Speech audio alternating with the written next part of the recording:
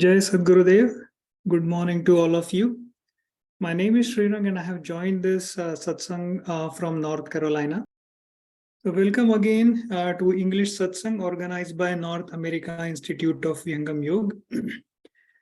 In current times, our day-to-day life has become so busy in fulfilling our physical and mental requirements that we have forgotten about the requirements of our soul.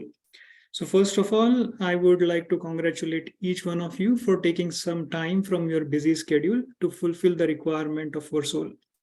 So we will now start discussion about our today's topic, which is Sadguru. We all know that Guru is required to gain any kind of knowledge. Similarly, to gain Brahma Vidya knowledge, we need Sadguru. To learn the art of salvation, we need Sadguru. Without Sadguru's guidance and without Sadguru's blessings, spiritual journey cannot be completed. The destination of the spiritual journey, which is union with Supreme Soul, can be achieved only through Sadguru. So, with this session, we will deepen our understanding and try to make deeper connection, stronger connection with Sadguru through this today's session. We have Vijayji today with us to guide us through this topic. Vijayji is president of North America Institute of Vihangam Yoga. He has been practicing Vihangam Yoga since his childhood, and he is a very devoted disciple of Sadgurudev. So without any further delay, I would request Vijayji to help us understand Sadguru entity. Over to you, Vijayji. Jai Sadgurudev. Welcome everyone in the deep dive session. The topic for discussion today is Sadguru. We have been hearing about Sadguru before in this satsang. So why do we want to again touch upon Sadguru? There are certain things that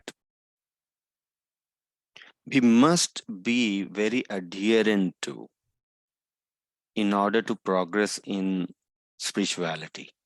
If we really want to make progress, there are two ways people deal with spiritual life. One who will stay stagnant, just at the superficial level, where they will say, I just want to be a good human being, and that's what is spirituality for me. And then there are people who are deep spiritual seekers. And in fact, those who think that I just want to be a good human being and spirituality helps me in that regard, they are true in a sense that spirituality helps we to become a good human being. But for us to stay happy, for us to stay peaceful, it is very important that we develop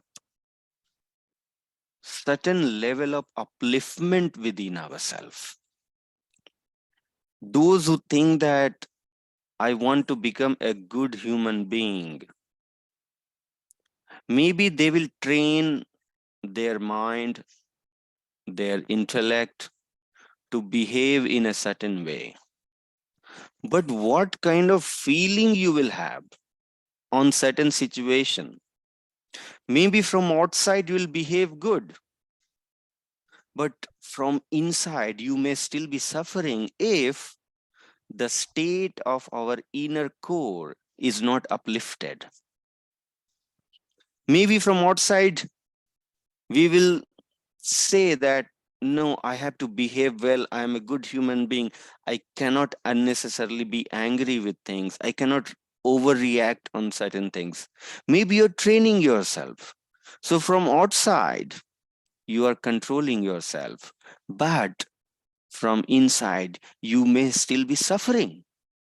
You are suffering of being a good human being. In fact, becoming a good human being itself will become a suffering if we are not uplifted from inside, where everything should happen natural. When you behave well because that's what is coming from inside, because you are uplifted to that level. So spirituality, the spiritual wisdom, is not to be utilized just to reflect in words, in behavior, but the spirituality and the spiritual wisdom is to uplift ourselves. It is not just to reflect in behavior and actions, but the state of the spiritual seekers should itself change. It should transform to a level where you don't have to train yourself to behave certain way, but you become that from inside. You become a good human being from inside. Now, for that kind of upliftment to happen, for that kind of transformation to happen, we cannot just stay superficial in our spiritual journey. We need to develop certain attributes within ourselves, because only in those attributes the reaction of transformation, or the reaction, just like any chemical reaction, happens only on certain temperature and pressure, and in the presence of certain catalyst, then only the chemical reaction happens. Similarly, for the transformation to happen within ourselves, there are certain attributes that must be developed within ourselves. And the prime most attribute for the transformation to happen is to become a true follower of Sadguru, a true follower. Right now, anybody who says that I am spiritual, I want to become a good human being, but then there are certain practices that they don't want to do, that Sadguru prescribes. Sadguru wants disciple to have 100% upliftment, and so he prescribes certain practices to be done. But the person who has made his own list of things that he defines for his spiritual practices, he is happy with those lists. He does not want to listen to Sadguru's full instructions, because he's happy being what he is and doing what he is doing, and he considers himself as spiritual person. Now, what is he doing then? He is actually following his own self. He's not following Sadguru. When we say we are a true follower of Sadguru, it simply means there is no I and my. It is only Sadguru's instructions. It's only Sadguru's order. It is only Sadguru's wish that becomes our wish. Sadguru's wish becomes our commandment. And that is why it is also important to find the shelter of true Sadguru. Because you don't want to be the puppet of a so-called Sadguru. You don't want to be the victim of a Gurudom. You don't want to be victim of a Gurudom. Because in the field of devotion, in the field of spirituality, there is no alternative of surrender. There is no alternative.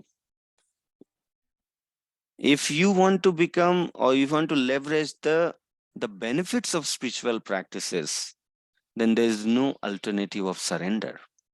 Now, when we need to surrender to somebody. We have to be sure that we are not being victimized. We are not becoming the victim of a gurudom. Rather, we are surrendering to a true well-wisher, the true well-wisher. So it is important to evaluate the one who we consider Sadguru. Is he the true Sadguru? Is he the true Sadguru? We must evaluate. Now let me cite the example of Vihangam Yoga itself, just to clarify things. When Sadguru Sadafal Devji Maharaj received Sadguru power from who? From the eternal Sadguru, from the Nityanadi Sadguru, from eternal Sadguru, the Sadguru who is always there, Sadguru in the conscious form, who is always there, who assumes body when he has to appear in front of somebody. So Nityanadi Sadguru, eternal Sadguru, appeared in the form of a saint and bestowed the power of Sadguru to Sadguru Sadafal Devji Maharaj. So when he received Sadguru power from eternal Sadguru, then he started following the instruction of eternal Sadguru. Because now he became the representative of eternal Sadguru. He became the sevak of eternal Sadguru. So when he became sevak of eternal Sadguru, he became the instrument for eternal Sadguru to work in this creation, in this world, with the human beings, with the living beings. He became the instrument for the eternal Sadguru to work through him. And the same energy is then transferred to Acharya Sri Dharmachandra Devji Maharaj for 15 years. And then the energy is transferred to the present Sadguru, Sadguru Swatan Devji Maharaj. Swatan Devji Maharaj, Sadguru Dev always says that I am serving you for last so many years. He used this word that he is serving us. Just think about it. Sadguru, if Sadguru is here in the mortal land, he has no intent of a personal gain, because Sadguru is already filled with the bliss of Almighty. If Sadguru is here, truly Sadguru is here to serve the humanity, and for no reason, for no gain out of it, but it is just to uplift the soul. It is just to break the suffering that the soul is going through in the cycle of life and death. Now, the Sadguru energy has been transferring from one body to another body. It is the third generation. Everything is already pre-planned for how many generations this Sadguru energy will stay in the body. For how many generations? It is pre-planned. Sadguru Sadafal Devji Maharaj has written it in the diary. He had also mentioned about the third generation right then itself, that in the third generation of Sadguru, the Brahma Vidya Vihangam Yoga will start going abroad. And this is what we have witnessed things happening now in the third generation, in the present Sadguru's era. Brahma Vidya Vihangam Yoga now has been reaching global, all across. Everything is happening as Sadafal Devji Maharaj has already planned. And even today, it is through Sadafal Devji Maharaj the instructions are reaching to Sadguru Swatant Devji Maharaj. They are working together to make Vihangam Yoga reach nook and corner and collect the Hansa from all around the globe. Brahma Vidya Vihangam Yoga is not for a few people who we daily meet. Brahma Vidya Vihangam Yoga has to reach everywhere so that the Hansa who are hiding, who have not yet got the glimpse of Vihangam Yoga, they should also come to know about it. And that is why Brahma Vidya Pracharaka Sadguru ka jag kam. That's why it is Sadguru's work to spread Brahma Vidya everywhere. ब्रह्म विद्या प्रचार का सदगुरु का जग काम और करे करावे ताहि को सोई सेवा शिष्य नाम. But what is disciples' duty? What is a true follower's duty if Brahma Vidya Vihangam Yoga has to be spread all across globe by Sadguru? Then what is disciples' duty? The disciple duty is to facilitate that. If we can become the medium for Sadguru's work, then we are a true follower. Otherwise, we are not. Are we becoming the medium for Sadguru to work? If not, then we are not a true follower. Kare karave tahiku soi seva shishyanam. The one who become the medium for Sadguru to work, to spread the technique of Brahma Vidya all across the globe, is the true follower of Sadguru. Now, Sadguru said, this energy will stay for 6 generations. 6 generations. We are already in the 3rd generation of Sadguru. So it is for sure that after 6 generations, Sadguru energy will be pulled back. It will not be present in any human form. It will be present only in abhyakt form, non-human, the conscious form, which will not be reachable. If we wish that I want to touch the feet of Sadguru, I want to connect to Sadguru, I want to serve Sadguru, it will not be possible because there will be no Sadguru in a human form at that point of time. When we are not there at the plane of consciousness, when we are at the physical plane, in the human plane, then we need human form of Sadguru to be able to offer our service, render our service to Sadguru Dev. And the opportunity is now.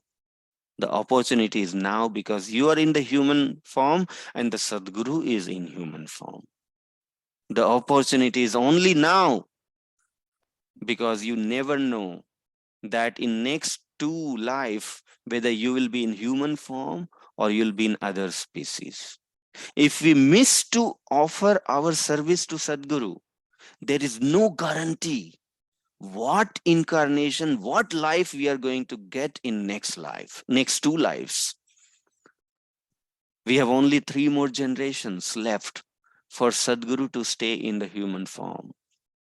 Now let's say, for some reason, in the 7th generation, the 8th generation, I am back in a human form. And I remember that, oh, I was following Vihangam Yoga.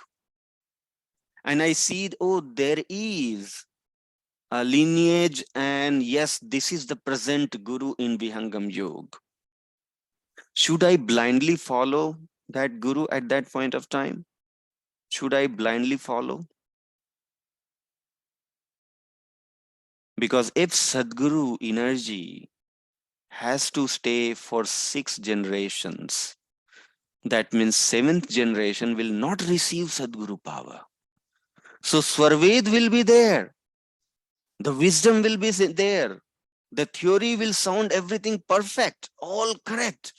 Yes, the scripture says this and that. But do we have the energy? Do we have the practice that uplifts the seeker in the state of experience? Does the experience exist anymore, or it is only in the theory, in the book? Now, at that point of time, imagine, let's say 8th generation, 9th generation, 10th generation came, and people blindly kept following Vihangam Yoga. And imagine that now the Nityanadi Sadgurudev would decide we need to revive the Sadguru energy again. And he would flow his energy this time into some other soul who is ready for it. And then that soul will say that I have been instructed by the master, the eternal master, to spread, to revive this lost science of Brahma Vidya. Now, at that point of time, if I am wise, I would not be adherent to Vihangam Yoga. If, when I say Vihangam Yoga here, I don't mean Vihangam Yoga wisdom. When I say Vihangam Yoga here, I'm saying Vihangam Yoga Sansthan, the organization. The wisdom name is same. Wisdom name will be Vihangam Yoga only, Brahma Vidya only. Vihangam Yoga actually is the name of the technique which is used for imbibing the wisdom of Brahma Vidya within ourselves. So Vihangam Yoga will be eternal. It is still same, but I'm talking about, should I continue to be associated with Vihangam Yoga Sansthan, the organization,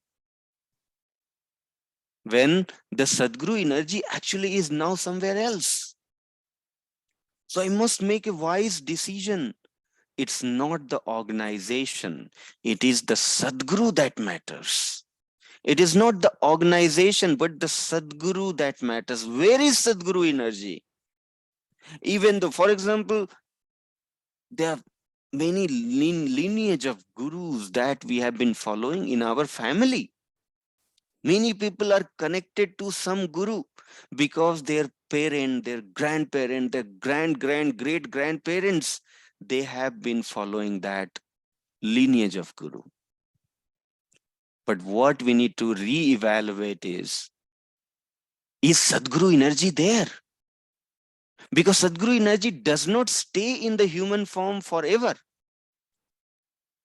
There'll be a period for which Sadguru energy will come down in a certain lineage, and then it will pull the energy back, and then it will come again when the humanity will start deteriorating.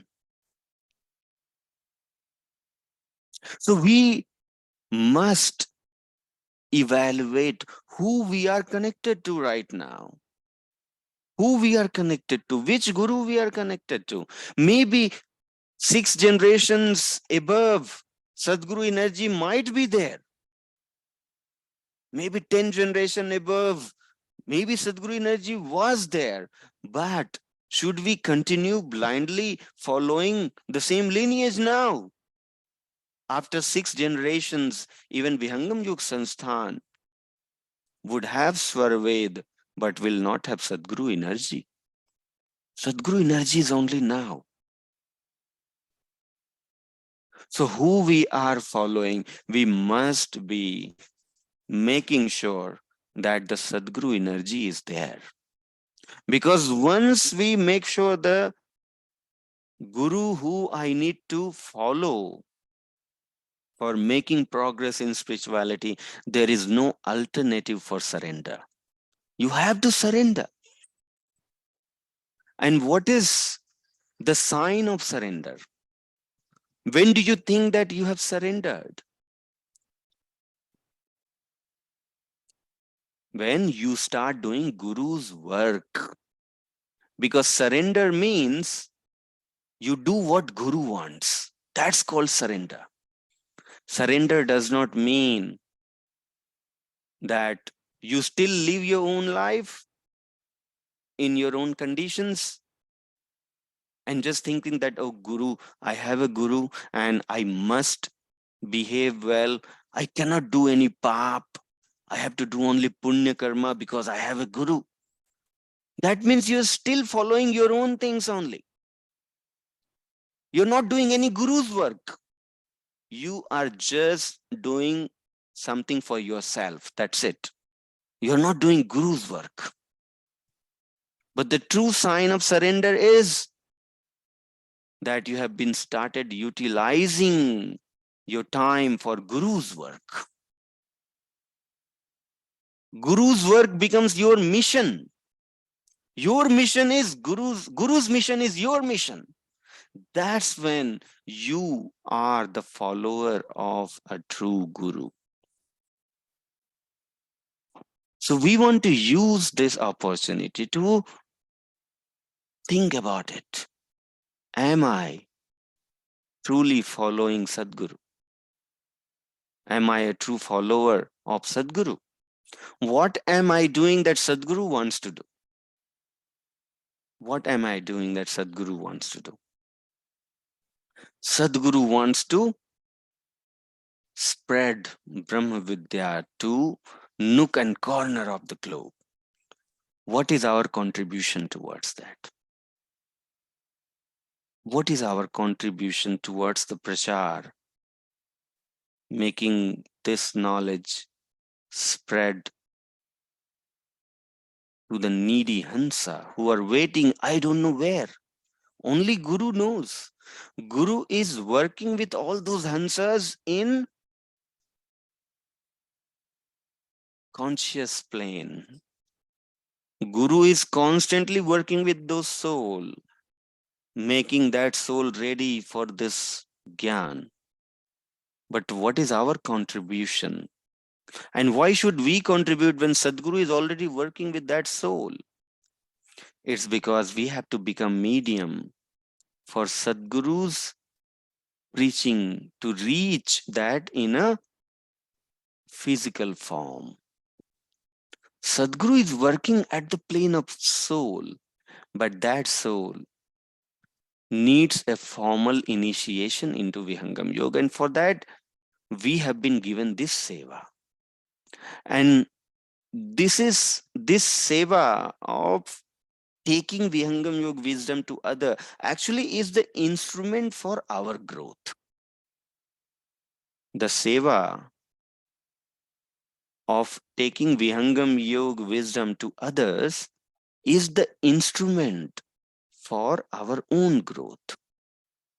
Because only when we do that, we would develop the detachment from the world and we would develop the devotion for Sadguru.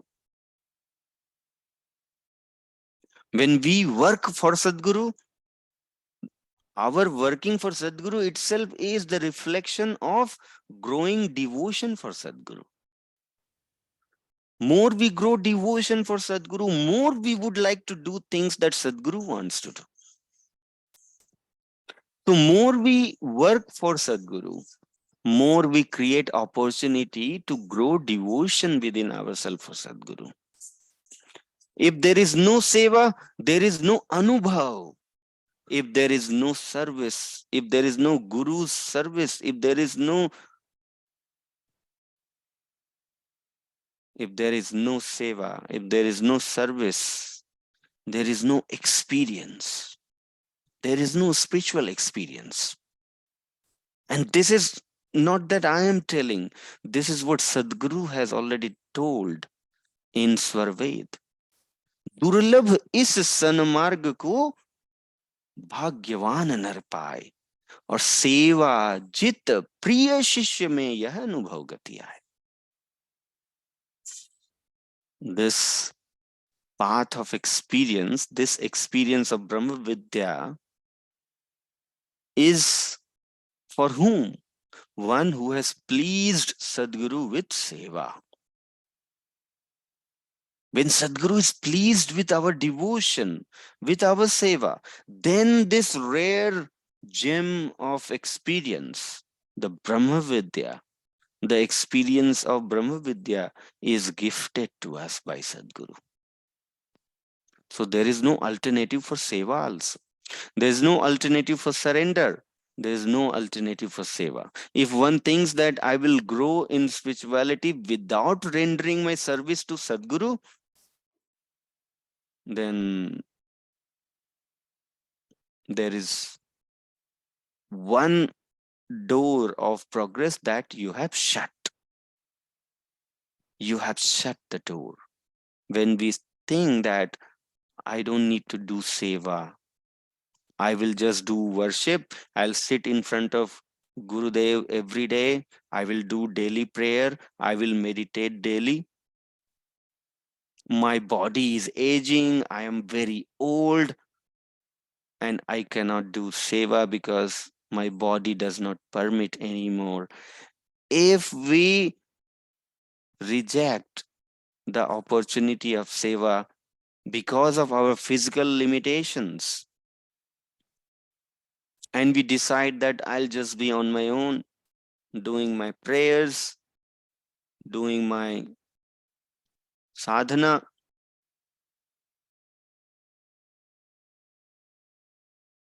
then we are limiting our progress. The seva opportunity is always there for everybody. It is always there. All we need to do is whoever we come in contact with, we have to do our best to introduce them with Vihangam Yoga. This is the ultimate seva.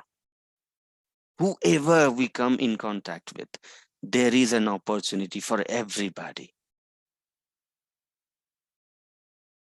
There is an opportunity of seva for everybody. And one who really become devoted to that level, where their heart will always be throbbing for doing something to spread this Vihangam Yoga knowledge. Sadguru energy literally stays active with that disciple, and you will feel it. You will feel that Sadguru has started creating all the convenience for me. You will feel how Sadguru's divinity has grown around my life. Sadguru was divine, but his divinity now has been working more closely with my day-to-day activity. You will feel that the more you grow your devotion towards spreading Brahma Vidya technique to one and all. So am I a true follower of Sadguru? First of all, if we think that I'll just keep joining Vihangam Yoga Satsang because I like hearing Vihangam Yoga Satsang. But I have my own guru. I want to stick to that. I want to follow my own guru, stick to that. And I'll keep joining Vihangam Yoga Satsang. This simply means we are a superficial spiritual seeker. We need to re-evaluate.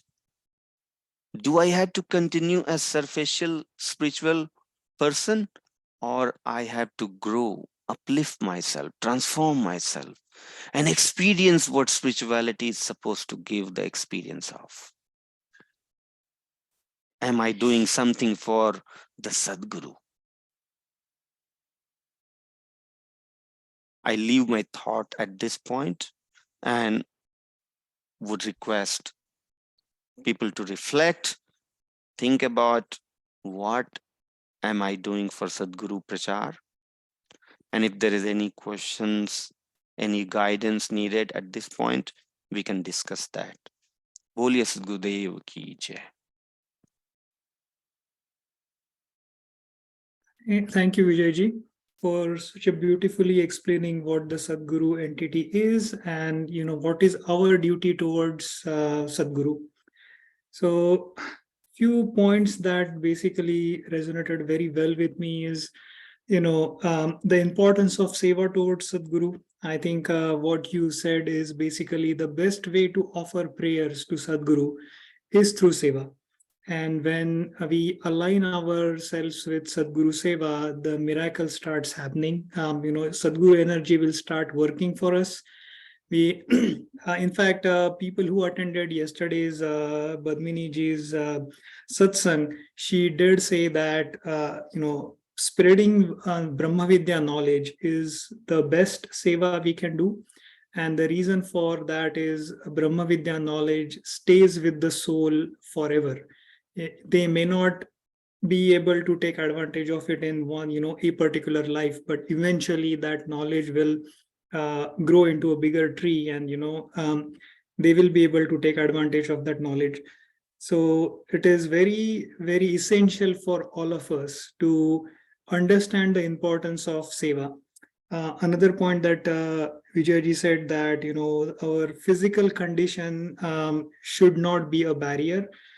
One of the Sansmaran I recollect is, I exactly don't remember who that disciple was, but that disciple was getting, growing really old, and he requested Sadguru to, relieve him from this body and ask for a new body so that he can, perform Sadguru Seva.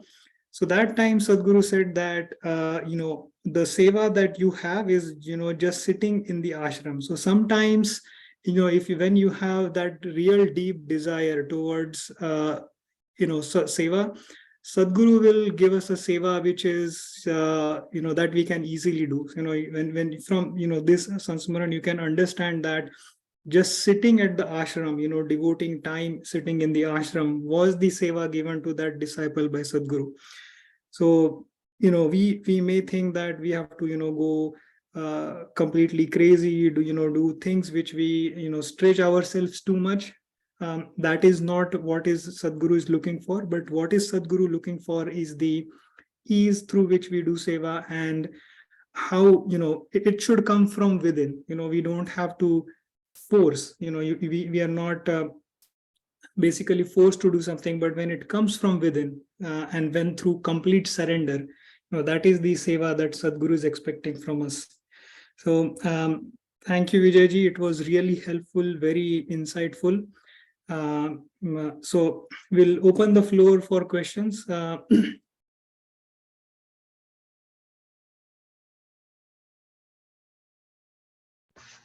Just Gurudev, I actually have a question. My question for Vijay is, it kind of alludes that after this lineage of present masters is finished, I felt like he was alluding to there's a possibility that Sadguru could represent himself through a new lineage. Am I understanding that correctly? Yes, this has always been happening, that Sadguru will revive the Brahma Vidya knowledge through some Rishi, and that lineage of Rishi will become the new generation of Sadguru. Thank you, Vijay.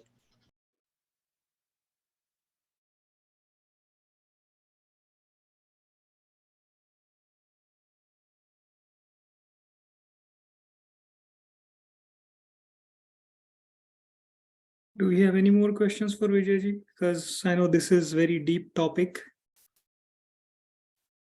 So I'm pretty sure there are questions. So please feel free to ask questions. That your questions help everyone to understand spiritual concepts.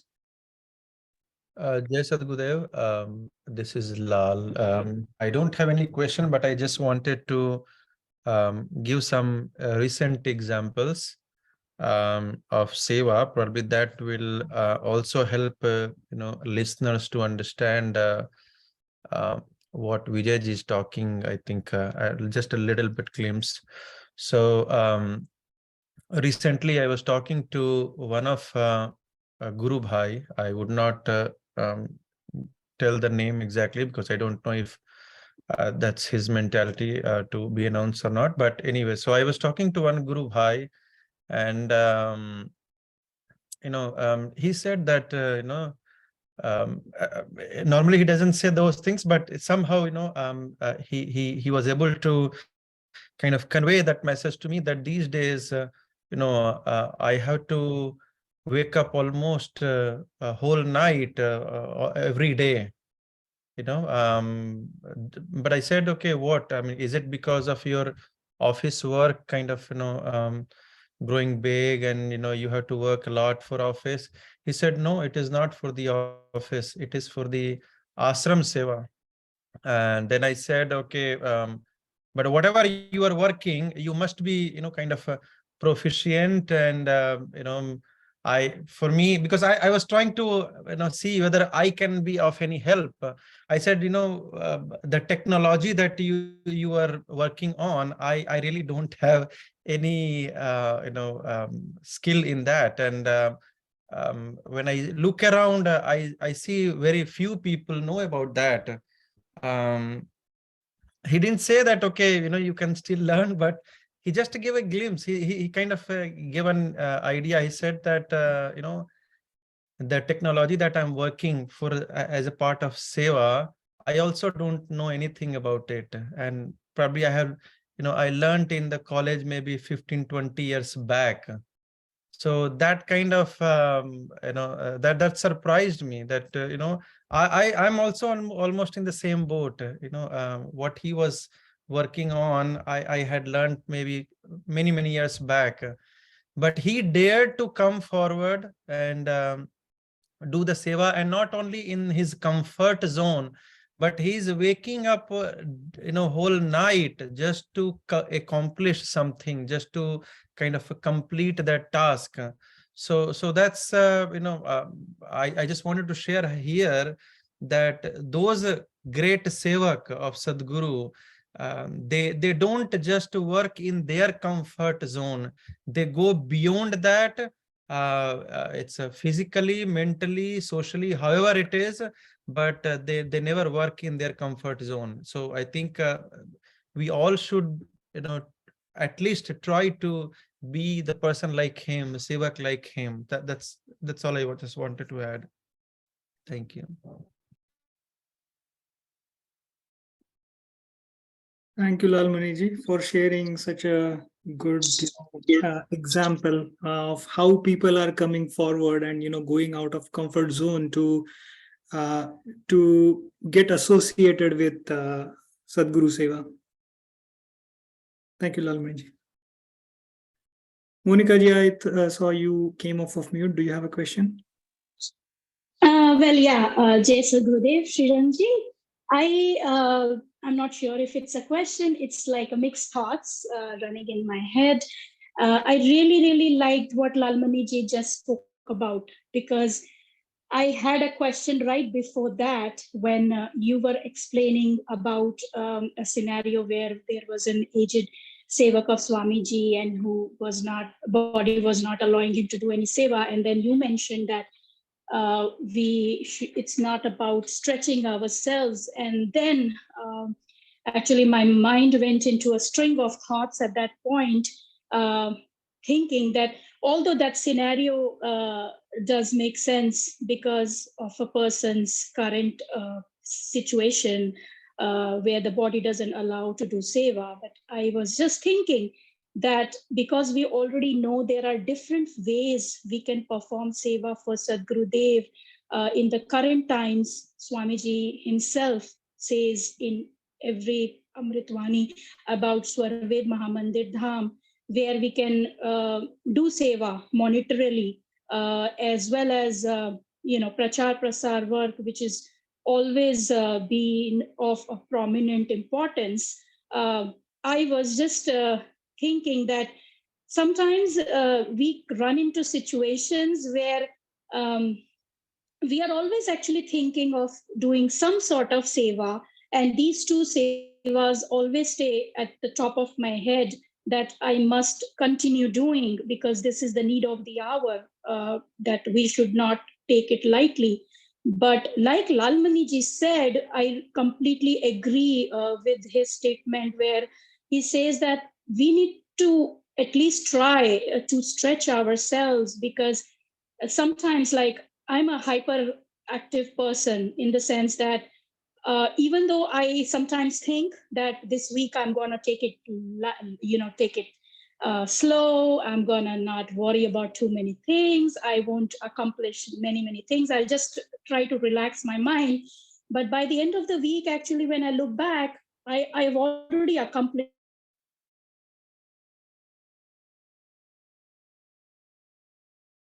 Monica ji, we can't hear you. I don't know if it is just me or everybody else is not able to hear her. Yeah, we are also not able to hear. I can't hear her too, Srirangji.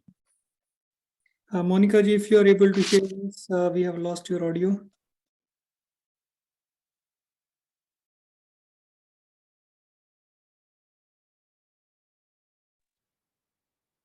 Looks like her phone is the battery is dead. Looks like maybe I can ask something or say something here while we are waiting for Monica ji. This is Niranjan. One thing I was thinking about the spirituality is when we become engineer, for example, right? And sometimes people are good in math and physics and not good in chemistry, but they are above average in chemistry and still become a really good engineer. So I would just like to throw that thought that here we have seva, satsang, sadhana, and ideally to be the best deep spiritual seeker, you would want to be 100% in all three. But let's say we live in a practical world and where we know that everyday life can be demanding and in all different ways. But if people can muster enough willpower to at least do two out of the three, I think I would like to hear your perspectives, Vijayji and Lalmaniji or anybody others. What do you think about that? Does it have to be all three, or if you could comment on that? Yeah, very good thought. See, first of all, we need to simplify this. When we say three, seva, sadhana, and satsang, actually, in essence, there is only one thing. There is no three things. In essence, there is just one thing. And what is one thing? And that one thing is doing what Sadguru says. So let's say there'll be a situations when there is a critical need of seva. And Swamiji says you have to take care of it. Then for us, doing that seva itself is sadhana, doing that seva itself is satsang, doing that seva itself is the complete seva. So just one thing, Guru's instruction. Whatever Guru Dev says, that becomes our seva. So in general, in Svarved, Sadguru Dev has said this. That is a general statement, not personal statement. General statement that Sadguru Dev has said for everybody who wants to start the spiritual journey, that you must begin with seva, sadhana, and satsang, all three together. Because that's the starting journey. And it's something like when you want to ride a bicycle and you don't know how to ride it when you are, let's say, small child. My daughter, my son, who was just, let's say, 4 years, 5 years, we give a supporting wheel also for that. But it does not mean that they will need supporting wheel for forever, right? So the essence is that we have to grow our devotion for Sadguru. That is the essence. But to grow that devotion for Sadguru, you need initially, we need the support of satsang, we need the support of seva, we need the support of sadhana. Now, naturally, what will happen is when you are very regular with seva, sadhana, and satsang, the necessary ingredient is building within yourself, that the devotion will grow. And once devotion starts growing, you will be moving more towards seva. You will be moving more towards seva as the devotion grows. Because then, while doing seva itself, you are getting the benefit of satsang. You don't need to sit in satsang anymore. Because satsang is to wash you, your dirts. The satsang is to purify you from vyabhichari to sadachari, from ill behaved to good behaved. But when you are in seva, you are already good behaved. You are already, if 100% devoted, you have not given any room for dirts to deposit on you. So satsang is already on, the washing is already on, the seva is doing what satsang is supposed to do. So for the beginners, it is essential that we have to begin with all supporting wheels. Otherwise, we'll fall and will not make progress. For us to progress, all the three pillars have to be strengthened first. Once our spirituality stands on the three pillars, seva, sadhana, satsang, then as you move forward, then just following instruction of Sadguru itself will strengthen the three pillars. You don't have to dedicate your time for, oh, now I have to sit for satsang. No, you don't. You just doing seva, you are strengthening the pillar of satsang. Just doing seva, you are strengthening the pillar of sadhana. But the day Sadgurudev says, okay, now your seva is, this particular seva is over, now you can get back to your normal seva. The moment Swamiji says that, that means now you're back to the general instructions. What is the general instructions? Seva Sadguru, Hari Bhajan, अरु सत्संग विचार, यह संयम नित्य कीजिए तीन सार संसार. This is a general instruction for everybody. When there is no personal seva given to you, any personal instructions that Niranjan ji, you are ordered, you are instructed by Sadguru to take care of this. This is like personalized instruction for somebody. So when we are under a personal instruction, then for us, seva, sadhana, satsang, all three become one. Just following what Sadguru Dev has asked to do. This become our seva, this become our sadhana, this become our satsang, till that is over. Because the only reason we are doing seva, sadhana and satsang is to just become eligible for Sadguru. The reason for seva, sadhana, satsang is just one thing: to become eligible, to become 100% recipient of what Sadguru wants to give to us. Sadguru is the data, he is the giver. Pahle data shishya bhaya, tan man dara sheesh. Piche data guru bhaya, naam diyo bakshish. Sadguru is the ultimate giver. But for him to give to us, we need to be a perfect recipient also. So to become perfect recipient, the general instruction is seva, sadhana, satsang. But what if Sadguru has directly given us some instruction? Then for us, doing that itself is the prime most important. But let's say Sadguru said something to us, we want to do it, but we are feeling restless.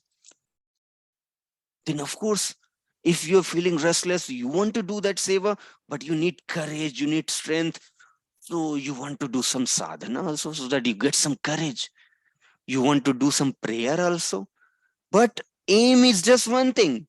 I have to fulfill what Sadguru Dev says. Now, whatever is required for that to happen, if sadhana is required for that to happen, then I'll do sadhana. If I am losing my thoughts, I don't know what to do, then maybe I'll read Sarved also. I'll do that kind of satsang, or I'll listen to somebody do satsang. But for what? For getting some clue, some guidance. What should be my step forward for completing that seva that Sadgurudev has given to me?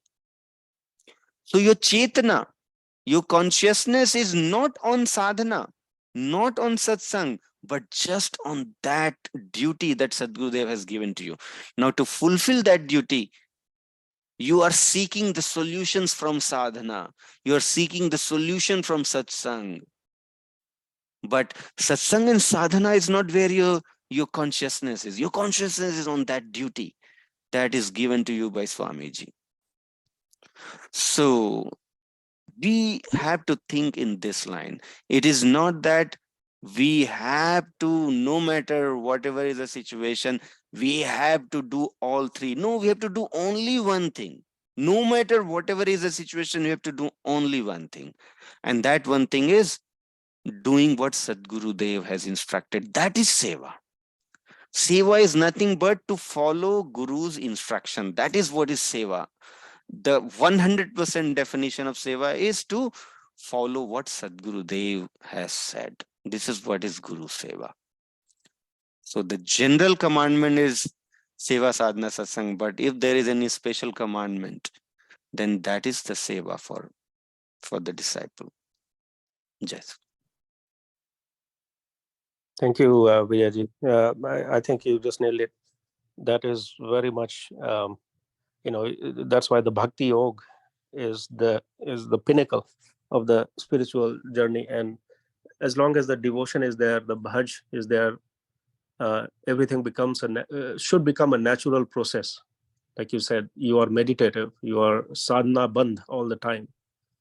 And but that is the ultimate goal. And I think, like you said it very well, actually, especially for the people who are on that path, who are, let's say, intellectuals and who are trying to justify themselves, like, why should I have to do bhakti? Maybe for them, it will definitely help a lot to do the seva satsang sadhana, read the scriptures, associate with the knowledge sharing and so on. Definitely. And one comment I would like to add there is, even for spiritual, let's say, medium advanced, not like really highly advanced, medium advanced, I've realized one thing, that the satsang is ultimate dosage of wisdom. For example, the verses which a person would read 1 year, 2 year, 3 year, 4 year, 5 year back, the meaning that they will actually sink in continues to evolve dramatically. And so that's why they say that some of these scriptures are eternal. The Vedas, the Swarved, the Bhagavad Gita, they are eternal books actually, and which totally makes sense. But the essence, the nectar, is exactly just what you said. First thing is that to be able to even find a guru is not very easy. So all of this journey probably helps them to have that grace to find a guru. And once they have the guru, then I think the ultimate devotion is the ultimate objective. And so thank you for that clarity. Looks like Monica is back. Monica ji is back. Maybe she can continue her question.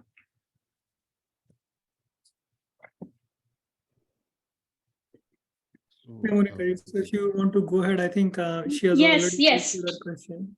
Yeah, so actually, so basically my question is not just for me. I'm just talking in general, that it happens with everyone, whether you are a very active person, or whether you are not a too active person. Sometimes we just take a back seat, and it just happens. It could be the situation at home, your personal life, the way maybe your mind is working for a few weeks. It could be anything. So sometimes you just take a back seat and you tell yourself, you know what, I'm doing so much everywhere, I just need to relax now. So because that happens to me not very often, but sometimes it happens. And then I just look back and I think, oh, I haven't really done much on this this part of where I was supposed to focus. I have not looked at it for a few days. I actually maintain a journal sometimes, my diary, and I pay attention to certain things that I think I should always do, and sometimes I don't maintain it. So what is the like Lalmani ji said, like Srirang ji said very nicely, we don't have to stretch ourselves, but Lalmani ji said we must stretch ourselves. So what is that optimal balance in a sevak's life? Not everyone is equal, right? We all agree to that. None of us are equal. If we start comparing ourselves with Vijay ji, we are nowhere, right? I compare myself with Lalmani ji, I'm nowhere. Or Srirang ji, I think I'm nowhere. I'm just trying. Or even Maya ji, for that matter. So, what is that optimal way for a sevak to maintain that balance in seva?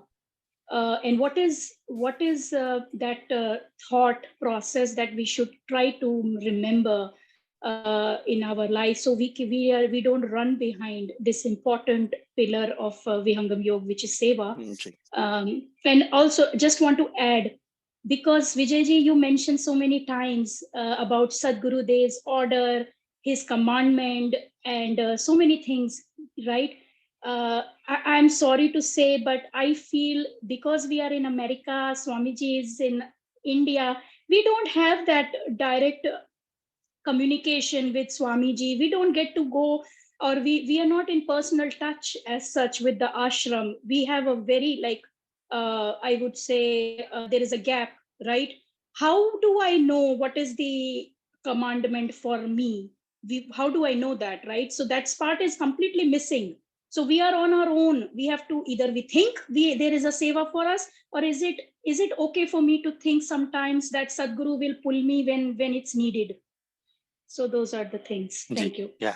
So Vijayji, before So you answer, I have one small clarification on on what I said about not stretching. So I think maybe it did not come out right, but what I wanted to say is, how small or big the seva is, it doesn't matter. There is no seva which is small. That is what I wanted to say, but I think it did not come out right. So I just want to, clarify that part. So when I said we don't want to stretch, I wanted to say that no seva is small. So, for one particular disciple, just sitting in the ashram, that is very, simple task, seems like a simple task, but that is the highest level of seva for that disciple. So that is what I wanted to say, Monica ji. So don't, just wanted to make sure there is no confusion. Yes, and no, thanks for the clarification. I really appreciate it. Yeah, this is good. Thanks. Yeah. So, regarding, first of all, how to maintain mind, why is that sometimes we sit back and then kind of oscillates, we come back and sit back. Basically, it is something like we sometimes need to reignite ourselves. It is because the ignition is down. When it is if there's a rocket and the ignition is on, then it will run. It will run, and the running will become its natural state because the ignition is on. But if ignition is down, and if it wants to attain certain speed, then it will just kill itself. Unnecessarily, it will utilize just remaining ignition to acquire certain speed, and it will burst. It will just not be able to do that. So to what speed we have to work or do things, it totally depends on how much ignited we are. Because more you're ignited, then to others it will look that you're stretching, but to you it will look like natural. If you're ignited enough, you will stretch for the whole night. Others will count it stretch, but for you it is your love. You're ignited, you want to do this. You want to do this, and you just don't track the time. You just paid attention to the work and the night is over. So what matters is the ignition. And that's why, let's say, for whatever reason, sometimes we sit back. But why is that when we connect to satsang, we hear about Sadguru Seva, then we feel like doing things now? Why is that? If the situation was still same before and after satsang outside, but what changed was just inside. After joining satsang, what changed was not the outside situation, but just the inside state. Our ignition, which was down, it actually raised up again. So when should I sit back? All that does not matter. What matters is how much ignited I am. That's the only thing which matters. And that is why many a times you will notice yourself that looks like my fuel is now down. You will know that. You will recognize it. That you'll not feel the love for seva. You'll not feel inspired for seva. You can notice it yourself. Nobody has to tell you that. You will know for yourself that whether my ignition is down or up. And every time that happens, this is where our intellect has to work. Our vivek has to work. That it's something like this. When you feel hungry, your intellect says, oh, I must eat. Otherwise, I'll lose my energy. Similarly, when our energy for seva goes down, we must think how to refill it. And that's why sometimes satsang is needed then. We need to then connect to satsang to re-energize ourselves. So all that matters is to notice whether my ignition is down or up. No matter whatever is the situation, the ignition has to be up. It doesn't mean that, okay, today because there was some critical need in our family, in our work, and you devoted 100% to fulfill that urgency. It does not mean that your ignition is down. You didn't do any seva that day. It does not mean that you are not following what Sadguru Dev says. What matters is whether you are keeping your ignition up or not. That's the only thing that matters. And that will reflect the moment you're done with that critical thing. Let's say there was some critical need in the family that you needed to attend, but you kept your ignition for seva up. You attended that urgency. And the very next moment, the moment your urgency is done, you'll be back to seva. That shows your ignition was up. But you're caught up into something, some urgency at work or in family, and you're done with that, but you're not getting back to seva. That means your ignition is down. So if your ignition is up, nothing matters. Whether you're not doing seva for 2 days, 3 days, it does not matter. You must be busy in something. Your chetana is engaged in something critical. That's why you're not doing seva. It's not a crime. It's not a crime in the eyes of Sadguru when you are attending some urgency at work, in the family.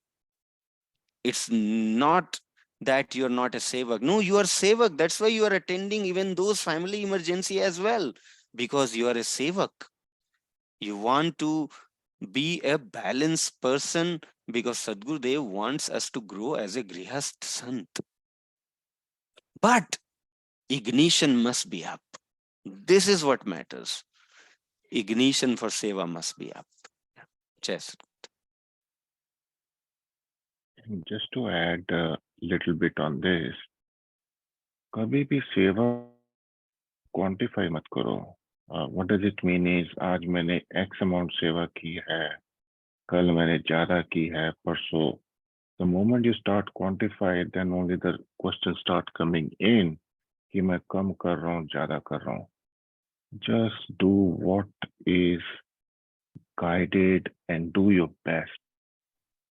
और वो सच्चे मन से सेवा is very very important. Sometimes हम सेवा करते हैं दिखावे के लिए. just see that Sadguru is watching us, nobody else, जब हम सेवा करते हैं. I'm just sharing my personal perspective on this. तो वो ऊपर से देख रहा है, गुरु भाई नहीं देख रहे. सदगुरु इज वॉचिंग अस, क्या हम कर रहे हैं सेवा.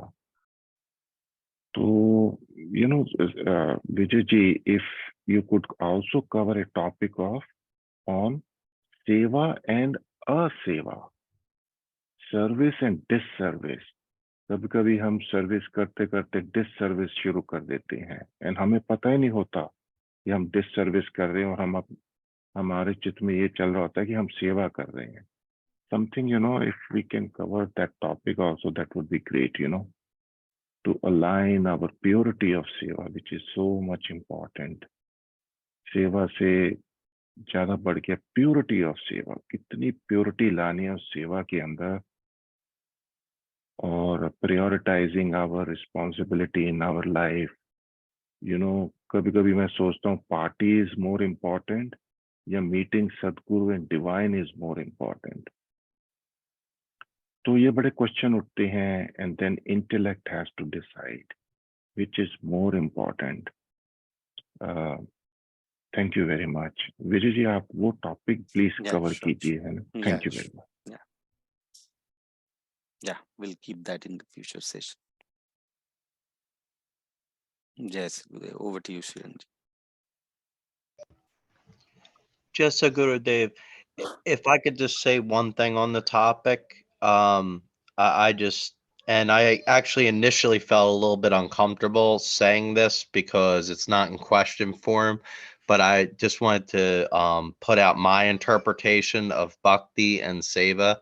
What it means to me, what it's become to mean to me is I feel as though the material world, prakriti, all this is kind of like quicksand, and selflessness or selfishness and self-centered desires sink you deeper into the quicksand. So it's like shackles and handcuffs. And for me, bhakti and seva are the easiest ways of doing selfless service and not thinking of yourself and not being self-centered.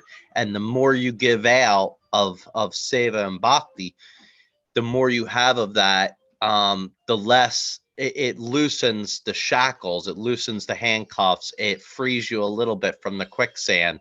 So with more selfless devotion, I feel I put in, and the more praise and and absolute blissful thankfulness to Sadguru Sadafala, I feel as though I'm more free. I'm not necessarily breaking the shackles, but they're becoming looser on my legs, and the handcuffs are becoming looser on my hands.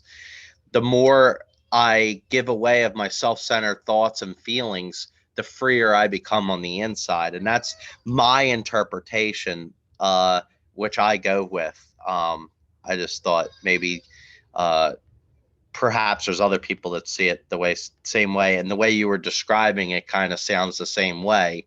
It's the more freer you become by being less absorbed into this materialism. Yes, absolutely. Yeah, you are absolutely correct, Devji. Actually, Devji, I can second that thought. We live in a democracy, right? And we somehow complain about other form of governments. But imagine, even in this democracy, in the most affluent of the working force, right, who support capitalism, it's a modern day slavery in a way, actually, because their devotion is to their bosses, and the bosses to the boss, to the CEO's devotion. So they're absolute devotees. Like I said, to people that see, devotion is not for the poor. Bhakti or yoga is not, spirituality is not for the poor. And when I say poor, not just by the wealth, this is a poorness from the willpower, strength, courage, capable, any form of capability. So the spirituality is not easy actually. And a lot of these people, they do have that intellect, they have this capability, they are very affluent, and they're absolute good devotees. The only problem is the pointer is in the physical realm and to the boss's boss and so on and so forth, right? And imagine if those people were able to share that pointer, that hey, okay, this is also fine, but there's an ultimate pointer, which is the ultimate form of liberation, right? Imagine that tendency can transform, the humanity, the course of the society, let's say, right? So, and some people, like you just illustrated, who have understood the spirituality to a certain deeper understanding, and they have learned to actually coexist with them, um, without having to go through everyday turbulence, right? And that is the ultimate freedom. Then you are really a free human being in a democracy. Otherwise, it's not freedom actually. There's a violence not only at the physical level, the violence is at the mental level, the emotional level. It happens all the time. As a result, people become absolutely poor. They're not a good platform for spirituality, because a good platform for spirituality needs to have dissolved all of those things, either through the intensity of the wisdom or the research or the knowledge they have accumulated, or intensity of the devotion in the right direction, not a jihadi type of devotion, which is probably pointed in the wrong direction, right? And ultimate form of selflessness. That's the beauty of this whole science. And so those minds are free, because no matter what happens in the physical realm, people could get laid off. There was a publication, by the way, by a Stanford professor. I was just reading like a couple of days ago, and he was saying that he was saying that when people get laid off in the modern work culture, in the rest part of their lifetime, their percentage of their suicide rate is 10 to 20% higher. So all these statistics do exist. So it tells you that how much mental turbulence is out there. And the spirituality is ignored. Because see, when people are living with that kind of mindset, they will breeze through that and not live that kind of turbulence. And that's the whole idea. So thanks for bringing that up. And I just wanted to second that thought. That's exactly what I meant. That is exactly, you hit it directly on the nail. That is exactly what I meant. And unless that freedom of mind is there, the spirituality is very difficult. It's not possible. So that level of stability, and that's what I think Vijayji was alluding to, when you have this intensity of devotion in the right direction of a Sadguru, I mean, that's the ultimate, because that is the path for your liberation actually. But let's say even if that is not there, if the intensity of the knowledge is there, because eventually it will get there. The ultimate, it's like all the rivers are leading into the ocean, and the ocean is the devotion to Sadguru. I mean, that's what the scriptures have been telling, and Vijayji has been kind of repeating this so many times, right? And but eventually all these different rivers, they have to have a good flow intensity. Only then they will reach to the ocean. Otherwise, they fizzle away into tributaries. Then some of the rivers in southern part of India, they never reach to ocean these days. I mean, only in the monsoon times. But if there's no monsoon, they dry, right? So it's kind of like that. So that intensity has to be self-driven. We have to become like a ICE, internal combustion engine, either fueled by the intensity of one way or the other. And if that intensity is not there, that means there's a poverty, there's a poorness. And when the poorness is there, there's no spirituality. I just want to add here, we will always get caught up in various things in our life. I'm working for my boss is not giving the promotion. The duality, we are always, most of the time we are playing in duality, Democrats, Republican. So, one of the biggest thing what we can do is, I'm here on on this planet for the welfare of every human being, Looks like you're every cutting off. Just animal. one. Yeah. Yeah. So Now we it's good. should always tell ourselves why I'm here on this planet. And the only thing we are here on this planet is for the welfare of everything, for the welfare of human being, for the welfare of Aushadhi, for the welfare of animals. So if we keep that thought, then rest of the thoughts will fizzle away. The Democrats, Republicans, my boss, work, duality. So we are all stuck in duality in a very big way. So just keep in mind that I am here on this planet for the welfare of everyone. So that will definitely help us to stay on the spirituality. Spirituality is really for welfare of others, according to my understanding. As long as we are here with that thought, we will definitely progress on spirituality. Just sharing my thoughts. Thank you very much. Thank you, everyone. Really good discussion. So looking at time, we will come to conclusion. But before that, we have an announcement to make. So there will be a Swarved Wisdom section, which will be replacing Anubhav Ke Bol from next weekend. So we will have that section in both Hindi as well as English Satsang. And we will start with 5th Mandal and 5th chapter, which is dedicated towards Seva and Satsang. So we would encourage everyone to read the 5th Mandal, 5th chapter for, throughout this week.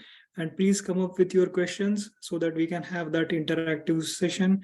And your questions will help everybody understand, more about Seva and Satsang. And basically, today's discussion basically nicely fits into what we are planning for next week. So really appreciate everybody's active participation and their, noble thoughts. Okay, so we will move on. So we all know that Brahma Muhurat is the best time to meditate. But however, some of us are not able to take advantage of the Brahma Muhurat time, which is between 3 a.m. to 5 a.m. To encourage all of us, Navy has started a WhatsApp group called Brahma Muhurat Warriors. The goal of this group is to encourage people and help them get on track to take advantage of Brahma Muhurat meditation. Basically, you join this group, do meditation on your own, and simply send message done on the group. There is no session to join. So basically, you are self-motivated and you self-report your status. So we have people who have been doing meditation every day throughout the week. Those are the warriors of the week. So this week's warriors are Amit Tadekar ji, Surya Alam Raju ji, Lal Mani ji, Vinita ji, Yogesh Khirsagar ji, Tejinder ji. Sorry, I see a typo in your name, Tejinder ji. Then we have people who are inductees of the week. These are the people who have been trying to get on track. Most of, I see these names, I recognize these names. Most of them are usually in the warriors of the week. These are the people who have meditated at least once in the past week during Brahma Muhurat meditation. Those are Maya ji, Prachik Shirsagar ji, my name is also there, Tanuja ji, Bhagwati Patel ji, Jaswinder ji, Sriram Sahu ji, and Shudhanshu Kumar ji. So apart from the warriors of the week, or the people who are trying to optimize their meditation time, we also have another group which was formed after Sarkar's visit in the US. We have a group called 21-Day Meditation Challenge. We have been extending it. The goal of that group is to get people to meditate every day. And once you start meditating every day, then you optimize your time and try to take advantage of the Brahma Muhurat meditation. So please let us know if you want to be part of this group. I would highly recommend that you start with 21-Day Meditation Challenge if you are not regular in the practice. And once you become regular, then you join this Warrior of the Week group to optimize your meditation time. Okay. So let's move on. We have come to the last part of today's workshop. In this phase, we chant short version of Guru Vandana, Arati and Shanti Pat. Vandana is the prayer through which we seek blessings of Sadguru. We request well-being, health, wealth, and seek his blessings for spiritual knowledge. So I would request Dave Ji to sing last 4 lines of Guru Vandana. Over to you, Dave Ji. Guru Vandana. Prabhu Kalpa Santa Samaj Uttam Sarva Dharma Acharya He Jimi Nadya Asriti Sindhu Ki He Vishva Pathamaya Kaya He Prabhu Satya Santa Samaja Tera Aparaksa Kijiye Jana Sudafala Jana Bhakti Vridi Dina Dina Kijiye. Thank you, Devji. Our next prayer is Aarti. Through Aarti, we acknowledge the power of Almighty and pray that all disciples experience eternal joy, love, and freedom from worries under His holy guidance. I request everyone to stand up for Aarti and again request Devji to sing last few lines of Aarti. Over to you, Devji.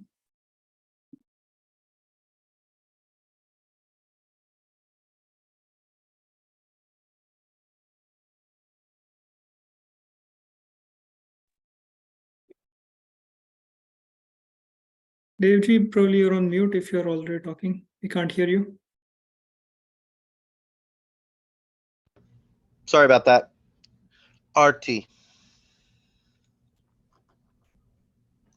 Guru Mirati Gati Kandrama Sevaka Nayana Chakura Palaka Palaka Nirate Radhe Guru Miyati Ki Or Shweta Shweta Maya Shweta He Shweta Shweta Maya Shweta Tina Pada Amriti Bara Shweta Mahamada Shweta Asta Chakra Sabasunya Para Dora Adhara Kipa Taha Sadafala Gara Kiya Bulipada Sansar.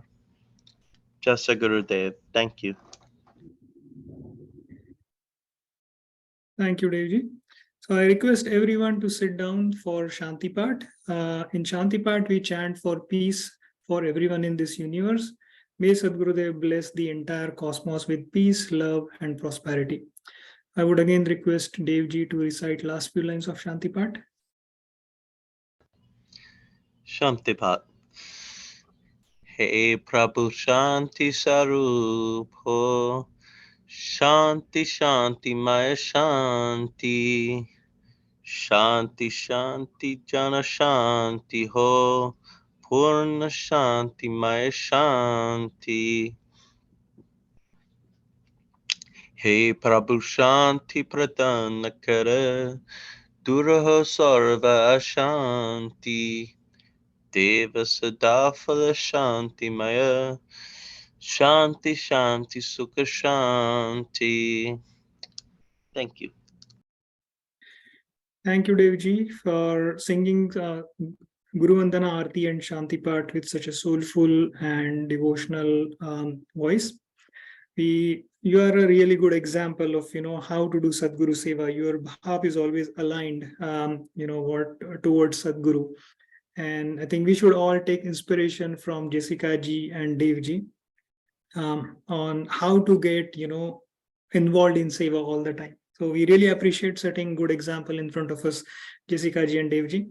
So this concludes our today's session. I would request everyone to keep thinking about, how to get involved in seva. Keep that, fire burning within yourself to get involved in seva and make your spiritual progress. So I would like to thank everyone for making this satsang very special and successful. Special thanks to Dev ji, Jessica ji, Vijay ji, Niranjan ji, Lalmani ji, Monica ji, Jaswinder ji for their active participation. I pray to Sadguru Dev for peaceful and spiritual week ahead for all of us. So see you all next Sunday at 10:30 a.m. Eastern Standard Time on the same Zoom session. Have a wonderful day ahead. Jai Sadguru Dev.